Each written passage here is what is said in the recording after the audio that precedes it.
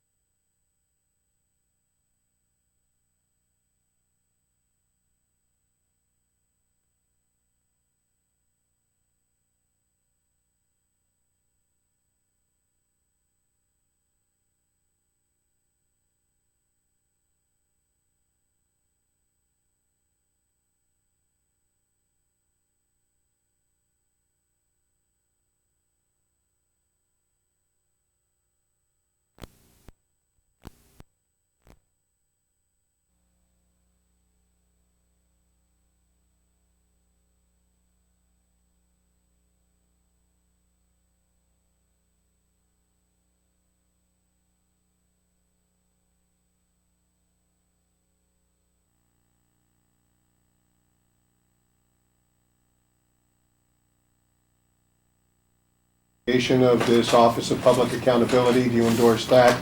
And also the changing of the collective bargaining agreement to allow for face-to-face interviews with officers being investigated. I can answer the last question easily, and that is I certainly support in-person, face-to-face interviews at the discretion of internal investigations investigators.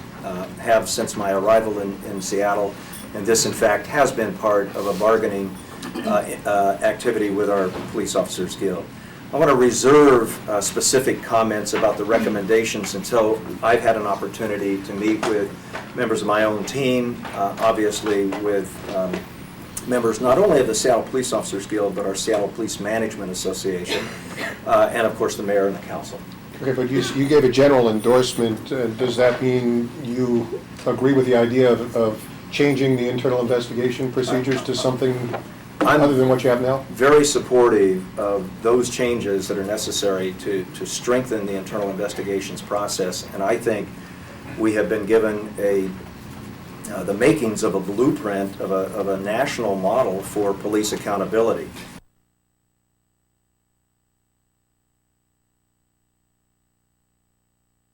That the current IIS section is replaced. Can you at least agree that it is trouble? No, as a matter of fact, the recommendation, in fact, I've heard very positive comments as recently as today that this is not a reflection of the people working in internal investigations, and I want to support that from my own observations. I think what it does speak to is, among other things, the fact that in the 5.5 years that I've been chief, we've had 5 captains heading internal investigations. We've actually been cursed with success there. 2 of those captains have been promoted to assistant chief.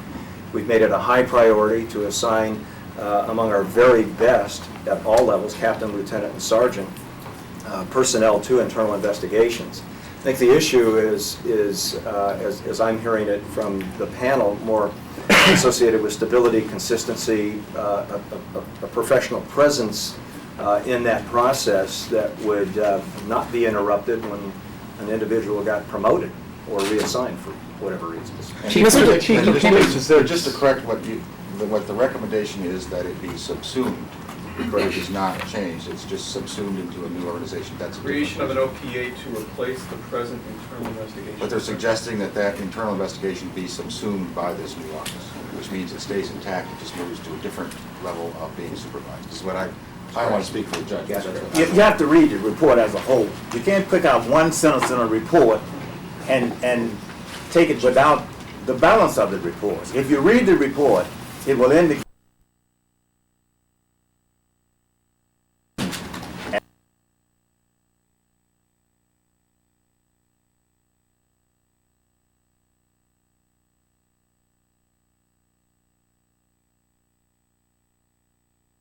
The chief's boss to respond to the previous question about the chief's ability to continue.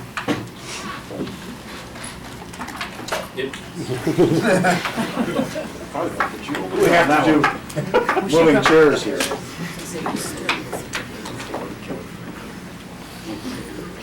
I absolutely agree with what Jenny said. I mean, nobody's perfect. I'm not perfect. And I think that this chief brings lots of strengths to the table, and this is a different department today than it was in the 70s. And it's both different in terms of its face, but difference in its level of professionalism and its aggressive effort at preventing crime. And I think those are major contributions. And I think now we have a task here, and that is to work inside, to do what we can to ensure that we've got both an accountable system that gives citizens confidence, but also is fair to our officers. And I think this chief has that in him, and I think that what we both have, and I'm as accountable as he is, to do everything we can to see that we make it better. And so I have confidence. Can this chief restore the confidence that these investigations will be done thoroughly and fairly that this report says is lacking? Well, I think so, or we wouldn't be here today, and I wouldn't have just said what I did. But I would guess what I would urge is give us a chance and measure us by results. Give us a chance, measure us by results, and dwell on facts when you form opinions. That if we do that, and we do that together, and can build the sort of same relationship with the Guild that we're working with all of the other unions in our community, in our city, to build a workplace community where we do interest-based bargaining, it's in the Guild's interest that we have a department where every officer is respected, is treated fairly, given a difficult job that he or she has to do, and that is also fair to the citizens that we're all working for. And it's not going to be easy. Not only challenging from a financial resources standpoint, but it's challenging from a labor management standpoint. And it's going to take a lot of effort. And like anything else, watching democracy in action is sort of like watching sausage being made, and give us a chance to address this directly and then focus on what we accomplish. Mayor, in the context of results, we can't even get a straight answer from the department now about the 12-point action plan, most of which was going to be implemented immediately. Could you tell us what's happened to that plan, what aspects are in place, and has the performance with that reform effort, is that going to be an indicator of what we should expect down the road with these reforms? Well, I think if you were there, Casey, when we announced the plan and we identified then that there's a whole series of issues that are labor-related issues that we needed to have guilds work and an agreement before they could be implemented. All of those are under discussion. There's been 24 hours of interest-based bargaining between the police management and the guild, which is on these very issues. Some of those that could be implemented without impacting our labor relationships have been. What? The hotline is open What? and up and running. We've already referred cases to the FBI for internal investigation. Chief, you may want to add a few others. I conduct my weekly review with the internal investigations, looking at all fresh internal investigation complaints as well as those that have some history to them. I do think, however, and I can say this as well, we're looking for ways to publish results so people know how we're doing, and that the whole process of the budgeting is focused on goals and then results that we can measure. And I really believe in reporting on results, good and bad. I mean, it's the way we improve performance. And so in the course of the next months, I expect that we'll get a published report on how the police department is doing, and then we'll update it as we work toward it. So there's no sense out there that you can't get a straight answer.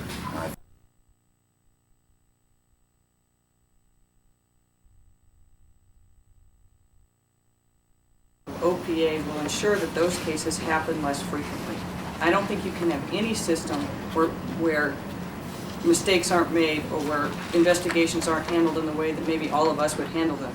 But I can say that in terms of, there's historical and then there's now, and I think that's one distinction Judge Johnson was asking, is that none of our recommendations should be a reflection of the present captain of IIS or the present assistant chief of IIS.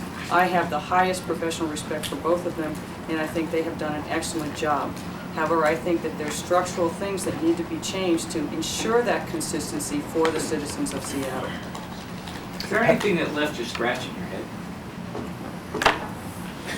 Many things. I think you'll read about it. How did that happen? Well, if I may follow up on that, let me ask you this. On April 13th, this year, before Mr. Shell appointed this committee, this panel, I asked him if it was possible to conceive of the Cameron-Davis affair as a complete failure of Chief Stamper, not only in not knowing certain things that he should have known, but also in possibly participating in a cover-up. In the early coverage of this story, which, by the way, Mr. Stamper, is done by reporters, not publicists, the phrase "who knew what when" was a significant part of the coverage. And did you ever directly ask Mr. Stamper what he knew when about the Cameron-Davis affair? And were you disturbed by the fact that upon the occasion of Mr. Sergeant Cameron's retirement, that even despite having indicated that he was guilty in participating in a rather heinous felony, that Mr. Stamper said that Sergeant Cameron was one of the best in the business to a television reporter? To answer, you asked two basic questions. To the answer to the first question is no, we didn't, and to the second question, the answer is no. You never considered the possibility of any guilt on the part of the police chief in this matter? Well, you have to take into consideration what our charge was.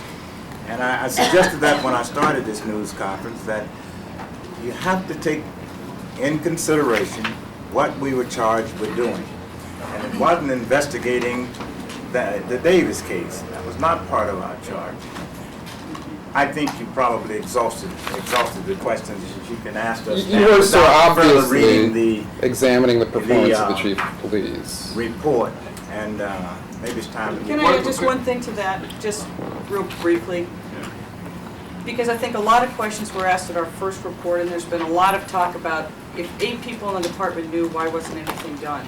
And while we did not reinvestigate it, I think what became clear is people have to understand, under the rules and procedures as they exist, if people are aware of misconduct, they have two obligations. One is to tell their supervisor, their sergeant. The other is to tell IIS, or it can be an or depending on where it's written in the manual. In this case, each of the homicide detectives who was involved knew that the sergeant had been told, as according to IIS, and they also knew that IIS, Sergeant Gibo, had been told. They also knew that the person involved, Davis, had been moved. I think that while we did not investigate this, some people would reasonably conclude that the matter had been investigated and the discipline had been conducted. So I don't think it's fair to paint those officers as just doing nothing, because I don't think that's accurate. The police chief himself did nothing. As soon as he knew he did, I think that's fair to say. And then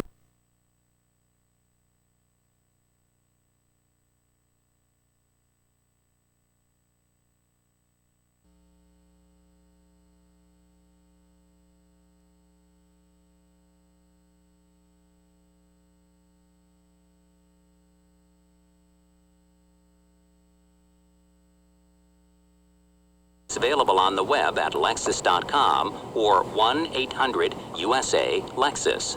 And TIAA CREF, a nonprofit organization providing mutual funds and 80 years of investment experience to investors. TIAA-CREF.org.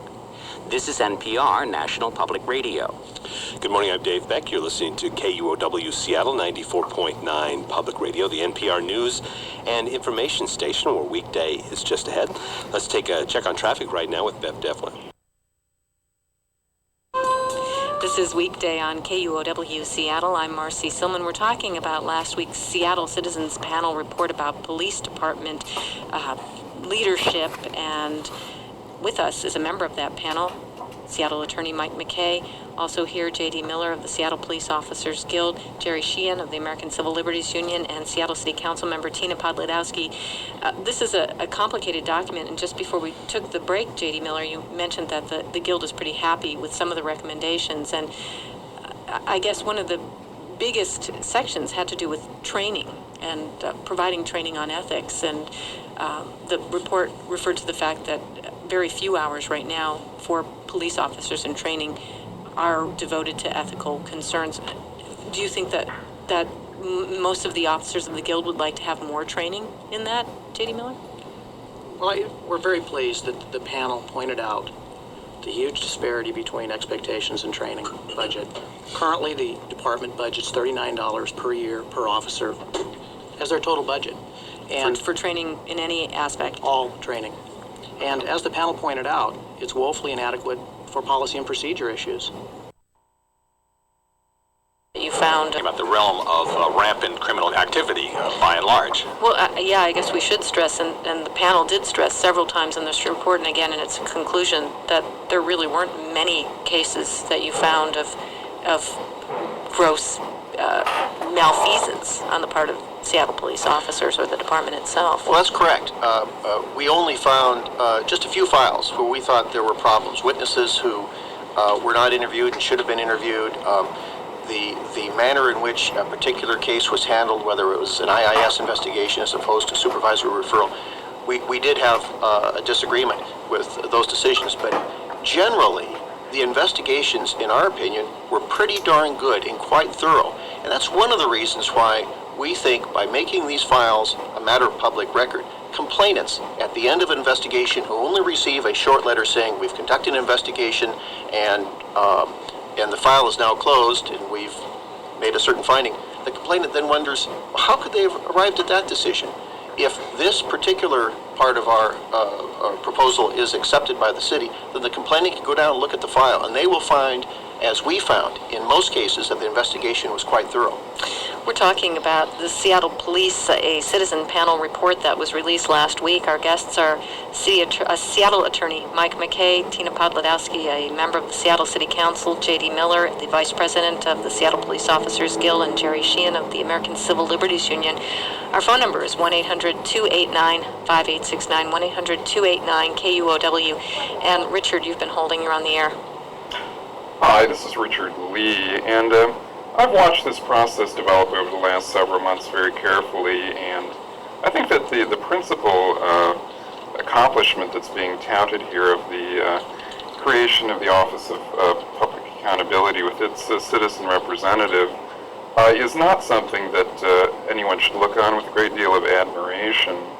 And that is, what's the problem with this chief of police is that he wants to be a celebrity that rides high above the fray and doesn't get involved in the day-to-day, sometimes unpleasant details of police work, including, you know, his high-ranking officers and detectives participating in some pretty awful crimes, such as the Cameron Davis affair. Richard, just to clarify, you think that the reorganizing the way that complaints are handled is unnecessary? No, I didn't say that. What I'm saying is that a citizens review board of fairly average citizens would be far preferable to appointing someone who's obviously going to be a highly political character that's basically going to serve to even further remove the chief of police from day-to-day operations. Because anytime any incident comes up and people want to question the chief of police about why he isn't taking action in a particular case or discrepancies in details, he's going to say, details aren't my business, contact the OPA head, the person I appointed, and they'll take all this flack. I'm basically just a person who's here to deal with this on a sort of guru-like basis, which is the problem with Norm Stamper. You know, when Eddie Anderson was shot dead in his backyard at a distance of about 1 foot, he was completely unarmed. What Stamper said about the officer that did the shooting was, and this is contained in an editorial only in the Post-Intelligencer, if you want to look it up, was that I looked into the heart of that officer and I knew what his intentions were.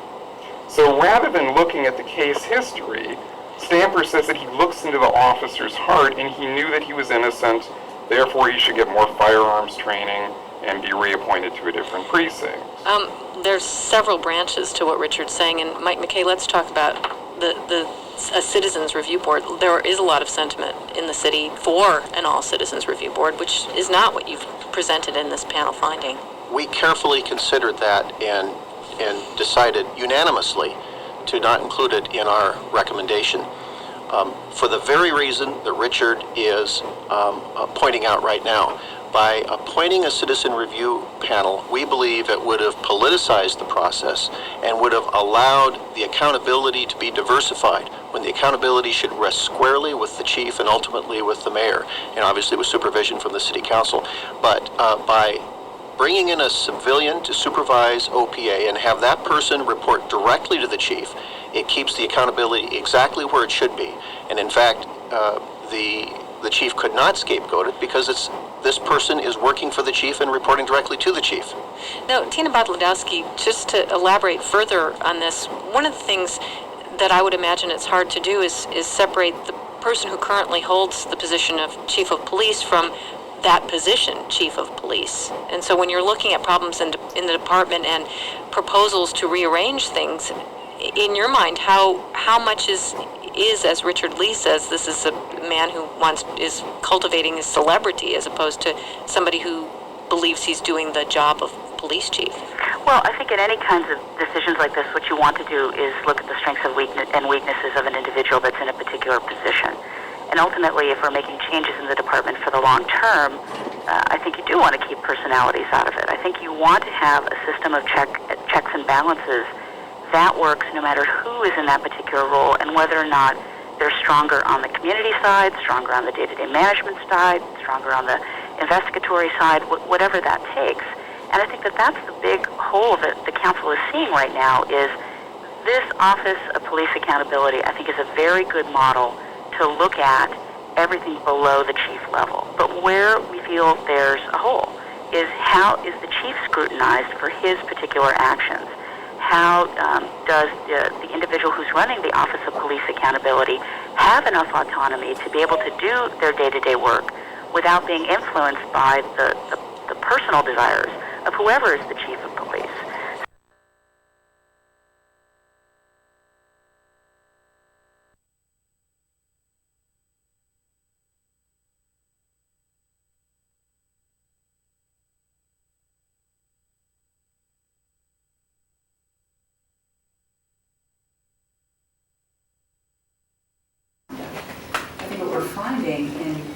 discussion, or perhaps the discussion of the last several weeks, I know through the committee of perhaps the last year, is concerns that have been raised with regard to the department and management within the department that had come into focus because of some of the issues that were raised in this particular report.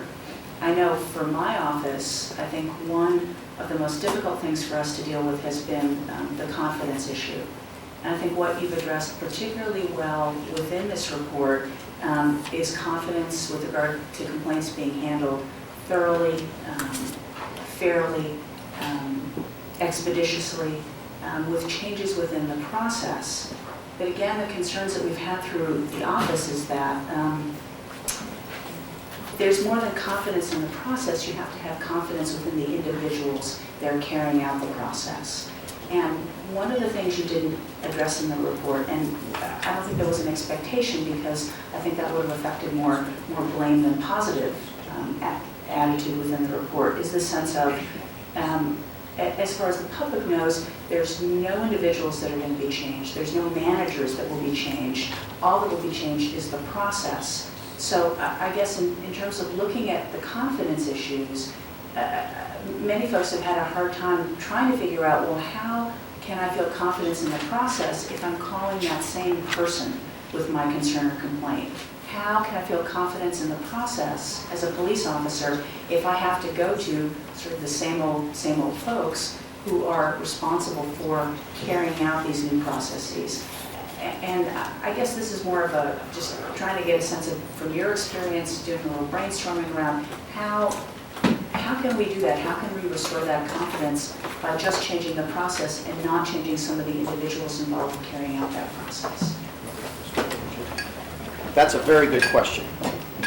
We have provided for you a roadmap, and that's a roadmap you can reject or change. But we've given you what we think is the best way, the best road to follow. If we as a group, or certainly if I individually thought that the chief could not execute this, I would tell you that today. I believe he can. So if you feel the same way, and if the mayor feels the same way, and he says he does, then the chief will, assuming these recommendations are accepted, you've been given a roadmap then to follow, to essentially, these are benchmarks that you can see whether or not the chief is executing your wishes. But the most important thing, and I think you're kind of touching on it here, is these are mechanical, in many ways, mechanical things that need to be done. But the most important thing, is this a chief and a mayor, frankly, who makes it very clear that ethics in this police department are very important. And where there's a deviation, we will react promptly, consistent with the rules. And that's where the message has to begin. And if that message doesn't come through, then these recommendations are going to be worth nothing. They have to be properly executed with zeal and with enthusiasm. And so I guess my recommendation is, if you accept our recommendations, is you carefully monitor the performance, as I'm sure the mayor will, but watch for that thing that isn't listed here. You can't really package it, but say, is the chief really enthusiastically following through on this? For instance, is he going out and talking to the new recruits at the training sessions and making it clear that ethics are very important and that there will be no exceptions? That's the part that's important to me, and I think you're touching on it, and I agree with you completely. But I believe this chief can do it. This isn't a baseball team where you can fire the manager and have the fans feel better after it's done. Yeah, we're going to do better this time. If I thought the chief should be replaced, I'd say so. I just don't think so. I think he can do it. We emphasized in our report how he was out focusing on the community, and we made it clear to him in our private meetings it's time for him to focus on this area because it needs attention. And I personally feel he will, but if not, we have a roadmap to see where he deviates. Some of the matters that we spoke to existed before this chief came, and some of them did not. I think that this chief or any other chief would have to, if you put this in place, follow this, and you can measure whether or not he or she is doing it. I chaired the committee that selected the chief of police that you presently have. We went through a long process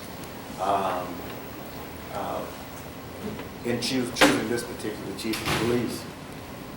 I looked at and heard from many chiefs of police during that process when we were selected chief of police for Rice.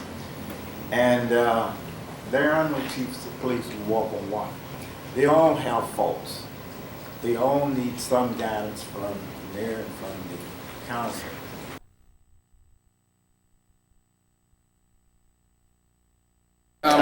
Did I hear correctly there's an opportunity for questions? Sure. After your session here? Well, I wanted to ask you about a couple of things which probably the council didn't get into too completely, but obviously the answer to a lot of the questions that various members of the press have had regarding your final report have had to do with the chief of police. And could you describe how it is within the so-called charge of this panel's research that the chief was able to escape criticism within the pages of your final report? I'm not sure if he escaped criticism. I think we made it pretty clear in our report that that the chief should have spent more time working in this area, making sure that the current rules and regulations of the department were being properly executed. And so I think that was pretty clear in our report. And then we did make recommendations to improve the procedures, which was our charge, to improve the process. Well, let me ask it this way. This all came about because of the Cameron-Davis affair, which a council member referred to today. And everyone knows that this was created in the aftermath of the public's learning of that incident. And of course, the most shocking part about that was that it seemed as if every high-ranking member of the police department, I mean high-ranking meaning homicide detectives and people within internal investigations, knew all about this incident, but somehow Norm Stamper had these blinders on that allowed the chief of police for 2.5 years not to notice this apparent rumor of grave misconduct on the part of a homicide detective and a homicide sergeant. Now, you did look into certain incidents, and you did hire 2 investigators. Was it clearly outside the scope of what you were supposed to do to avoid investigating the chief of police? It was, as it related to Cameron Davis.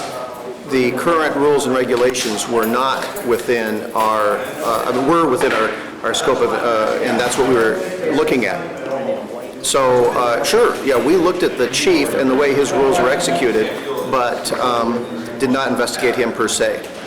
But did it occur to you that to the average person out there that's looking at this news story develop over many weeks and many months, that it just comes across as rather implausible that the chief of police could be surrounded by all of these persons that know all about this Cameron Davis business, and he knows absolutely nothing for 2.5 years?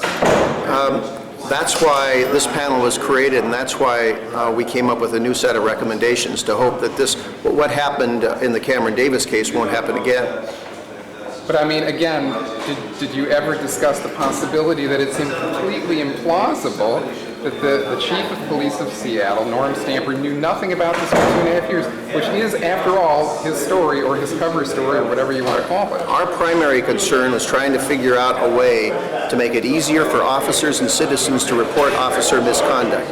And one of the things we looked at, and I think people, honest people, objective people could understand, in the Cameron Davis case, there were several officers who at least heard of rumors of impropriety on the part of Detective Davis, but then heard that Sergeant Cameron knew and heard that an investigator from IIS knew, and they figured there's no reason for me to go and report it because these people already know it. So some of this was subject to misunderstanding, and we hope to address that in our recommendations. Well, specifically what Norm Stamper said before City Council on May 3rd was Sergeant Gibo, who was involved in knowledge of this incident, does not recall having told Captain Reed or Lieutenant Wingstrand, or vice versa, Reed and Wingstrand, that there had been an alleged theft and cover-up. He told our investigator that he is pretty certain he did not pass along that information, that he had a pretty good idea how the lieutenant and the captain would respond to it. So what he's saying, what Norm Stamper is saying, is that Sergeant Gibo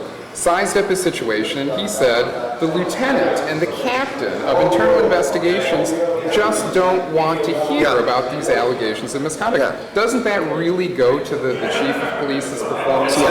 understand, we were not hired to conduct an internal investigation, and the kind of question you're asking would require us to conduct an internal investigation of the chief and other supervisors and officers. That was not our charge. Our charge was to look at the current rules and regulations and recommend changes so that what happened here might not happen again. So the kind of questions you're asking did fall outside of the scope of our investigation. If it did, I'd be happy to answer it, but I'm not. I mean, let me just conclude with one follow-up there, which is that the grandest of designs of your recommendations, which won't even necessarily be adopted, is the Office of Public or Office of Professional Accountability. Now, this is a person who's going to be basically appointed by the Chief of Police, and he will subject to approval of the City Council. I understand, but he will answer to the Chief of Police. Why couldn't you have designed this so that he would answer to the mayor, and therefore the mayor could keep an eye on the activities and the conduct of the Chief of Police? That really is our vision. But, I mean, that would not work, because therefore you'd have the head of this new office reporting to the mayor on every investigation that's taking place. Certainly, if the mayor wants to do that, he can. But by having him report directly to the chief, the most important thing is we're bypassing all the different layers of administration that are currently between the chief and the head of IIS. If the mayor wants to get more involved, that's certainly his or her prerogative down the line, because that's the way we have it set up. What's most important is that there's no diffusion of responsibility. We know it's the chief's responsibility, and ultimately the mayor's, of course, is the chief appointee. Isn't it an issue of whether you trust your chief or not? I mean, if you've got a chief you trust, then you've got to feel that... That's an important part. We can have the best rules in the world, but it's very important that you have someone who is fully and wholeheartedly executing it. And that's a call. Hi, Judge Johnson, could I ask you one question that's come up in my mind with all of your efforts as part of the mayor's panel? And that is, you were a part of the selection committee, as you described, that selected Norm Stamper 6 years ago, as appointed by Norm Rice. And you're aware of the interview that he gave last year where he discussed being a person who engaged in pretty much what could be described as biased crimes while in San Diego, while in uniform. He said that he participated in choking out at least 100 persons on an indiscriminate basis. To your knowledge, was any of that known to the selection committee or the city council at the time that Norm Stamper was appointed? No, important part about it. No. Are you left with a feeling that he concealed that information when he was considered for this appointment? No. Well, when someone joins the police department as an officer, they're required to disclose whether they have a problem with domestic violence, violence of any sort, drug abuse, etc. It seems, to the average citizen that maybe Norm Stamper wasn't fully forthcoming with these details about his sort of scandalous biography before he was appointed. Do you think that the chief should be held to a level of full disclosure before he's appointed? Well, I think any policeman should be held to the level of full disclosure before he's hired or appointed to that position. Sure. But in this case, Norm Stamper didn't disclose his aggressive use of the chokehold on persons who he felt were not even guilty of a crime, or participating in any of the other racially biased activities that he admitted participating in last year. You said, did he disclose it? Yeah, 6 years ago when he was appointed. Did he disclose any None of that came up 6 years ago. Because are you left with the feeling that you wish you had asked him about that sort of thing? Not really. Because what Norm Stamper said, for instance, on the subject of manufacturing evidence was, quote, the work of a good cop, when he was on the beat in San Diego, the work of a good cop was inventiveness, to manufacture probable cause or the bravado not to need it. Just go in, do it, then fabricate the report. He's describing activities that he participated in as a patrol officer. Are you left with a feeling that you wish he had made some disclosure on these sorts of matters? Well, not really.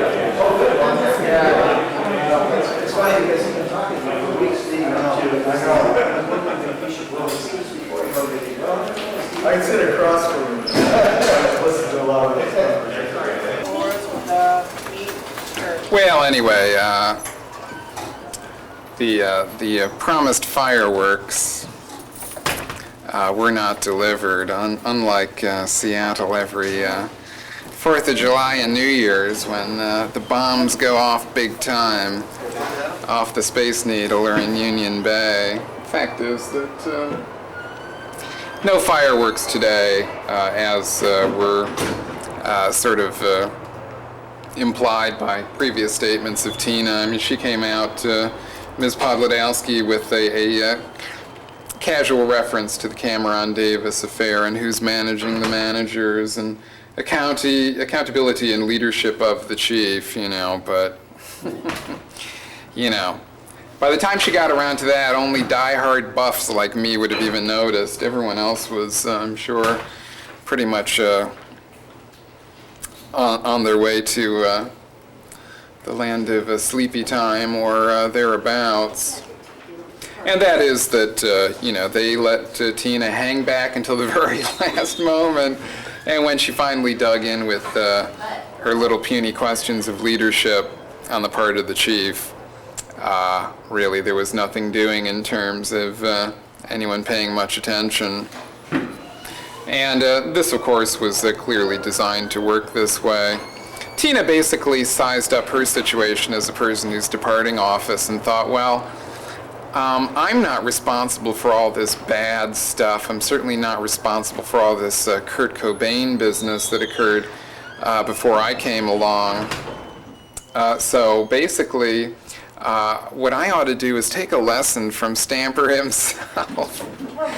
And as departing, of course she is retiring in just another few months now from her position, she announced her retirement just as this thing started to heat up, of course, which took everyone by surprise. I can't recall any instance in which this has been referred to her seeking retirement previously. Gee, I was like everyone else. I thought she wanted to be mayor, you know. But basically what she came up with was a strategy that would raise questions about Stamper by emulating Stamper's own strategies. Of course, you know, Stamper has this PhD in leadership, so you know, he's obviously an expert in the wily ways of public relations.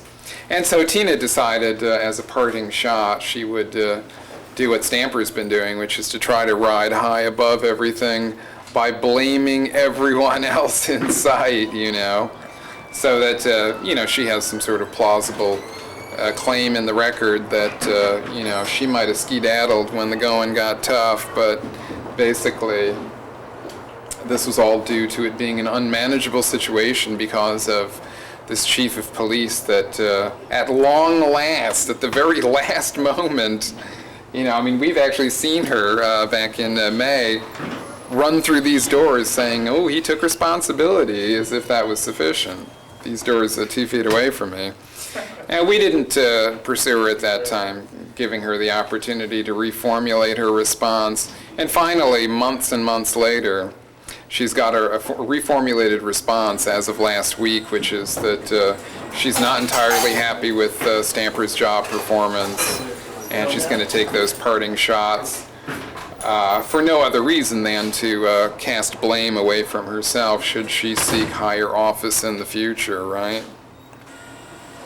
And all we can say to that is, you know, parting shots and Where's my money? $3.50 will get you a latte in this town, you know. Parting shots just aren't worth that much because, you know, the power of the police department comes from their longevity. They're here, they're a bit unusual, not to say queer, and they ain't going nowhere. They're sticking around till retirement. That's what they do. And, you know, with a Microsoft millionaire like Tina, again, when the going gets tough, she's just going to cut and run and, you know, try to score herself a few points in the historical record by taking a few snipey statements at the guy who's easiest to blame, and who is, in fact, to blame. But, you know, months ago, you know, look at the Public Safety Committee hearings back earlier in this year where Stamper is claiming that everything is squeaky clean And, Tina's accepting this as readily as she possibly can. And, of course, even look at the record of her statements that we've developed over these months in response to the current crisis. Only 2 months and 2 months and 10 days ago, she said, quote, "The council came away from this feeling their questions were answered. This has certainly helped the chief a lot in the eyes of the council." In other words, when they went into that little executive session and in 30 minutes flat, Stamper answered all their questions and won back his loyal following in the city council, including first and foremost Tina herself, that was what she had to say, What she had to say was, in the secret session, he said all kinds of mystical, magical things, and we all saw the wisdom of his words, and we decided that the chief was A-okay with us. And then now, in the interim 2 months, she's decided that that's not a particularly plausible situation, given the careful documentation that's being kept by the Kurt Wazem Project, and the fact that this has persisted as a news story, even in the papers, which people sometimes take a glance at to formulate some sort of historical perspective. And so she's decided to, trash her counterparts on the way out. I mean, her main statement last week was to decry Stamper for saying that there were bold and innovative, or bold and insightful suggestions in the report, and in some sort of phraseology that she hopes will be remembered as her swan song. She said, "Oh well, bold and insightful. What is that? Add a pinch of oak, and you'd have a good Chardonnay. Ho ho ho ho." And let's just say that the sort of yuppie sitting around the dinner party quipstering really doesn't cover the day-to-day concerns that people who have to deal with the police have. In fact, it does absolutely zero. It's designed to appeal to her constituency, meaning, of course, the people who contribute to her campaign fund, the hyper-affluent who know what a good Chardonnay is. As for anyone seeing her as a genuine critic of the police department or the police chief, sorry, Tina, but Chardonnay reference is going to be lost on most people. So, adios, Tina. Adios, Mayor's Review Panel. Nothing was accomplished, except that they attempted a total whitewash, and Mr. McKay and Judge Johnson and everyone else decided that their political ambitions would be unduly tainted by a total whitewash. So they came up with a general sort of whitewash about how everything is pretty darn good. That's literally quoting what McKay said today, and also on the radio last week, that everything is really pretty darn good at the Seattle Police Department. And then tempering it by taking their own little digs at Stamper for having put them in this tricky situation in the first place, which is to say, well, personally, we don't feel that he should have been removed, but at the same time, what the hell do we know? We didn't even look into it. That wasn't part of what we really researched. But as someone who really has researched it, I can tell you for sure, the guy is 5.5 years past retirement, as far as I'm concerned. Of course, they let the last chief stay until several years beyond legal retirement, and that's not what I'm talking about. I'm talking about he's 5.5 years past the point where he pulled such a complete and utter boner in the Kurt Cobain matter that he ought not be excused under any circumstances. They should have got rid of him before they paid him that $500,000. That would have been the way to go. And I'm Richard Lee, and thanks for joining us. as you know, I attended your meeting with citizens in the Maloney Room at the Seattle Art Institute. And it was obviously an unusual sort of public hearing because, you were sort of outnumbered by officials rather than the public outnumbering the officials, as is the case in most public hearings. So you were sort of giving testimony in private in that public hearing, and I went into great detail, as much as I was allowed, given the time allotted, of my belief that Kurt Cobain, the famous musician, was the victim of a homicide, and that this is a matter that can be taken up by no one other than someone over the chief of police, say for instance the mayor of the city of Seattle, or obviously one other option, since Bertie Passanelli, the SAC of the FBI, was present in the room, and she was the acting SAC at the time, that the FBI should investigate this matter. Now, I looked at your report, and my statements were not indexed, nor were any other citizens. But you did look at certain cases, like the 13-year-old case of the stolen diamond ring. It was referred to in some way. It was in the press quite a lot that you were looking at that particular case. The police officer allegedly stole a diamond ring. And then there was the Liz Roca business, which wasn't referred to by name, but Liz Roca, a TV reporter, sort of made an allegation that an individual in the narcotics squad made allegations against her, which seemed to be tantamount to extortion or something like it.